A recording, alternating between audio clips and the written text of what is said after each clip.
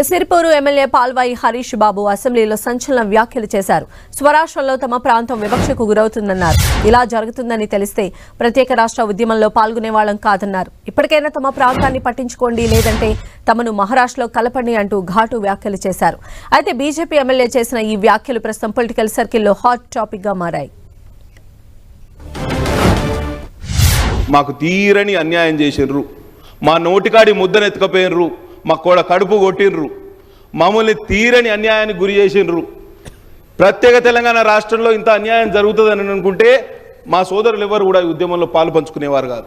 ఇవాళ మొత్తం ఉమ్మడి ఆదిలాబాద్ జిల్లాను నరకయాతనకు గురి చేసి నోటికాడి ముద్దనెత్తుకపోయింది గత ప్రభుత్వం.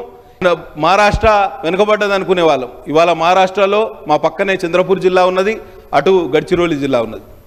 ఈ రెండు ప్రాంతాల్లో రోడ్ కనెక్టివిటీ బాగా ఇంప్రూవ్ అయింది, వాళ్ళ లివింగ్ స్టాండర్డ్స్ కూడా చాలా వరకు ఇంప్రూవ్ అయినాయి.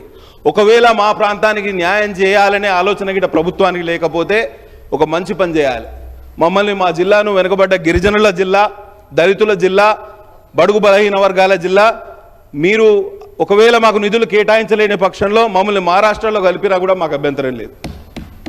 1,00,000 మంది, మేము 2 లక్షల మంది ఓటర్లు ఉన్నాము, అందులో 1,20,000 మంది మరాఠీ మాట్లాడతారు. ఇక మేము ఒక 30 రోజుల మరాఠీ పుస్తకం తీసుకొని మరాఠీ నేర్చుకుంటే మేము అందులో కలిసిపోవడానికి కూడా సిద్ధంగానే ఉన్నాం. ఎందుకు అంటున్నా అంటే గతంలో ఈ వివక్ష లేకుండే ఈ ప్రత్యేక తెలంగాణ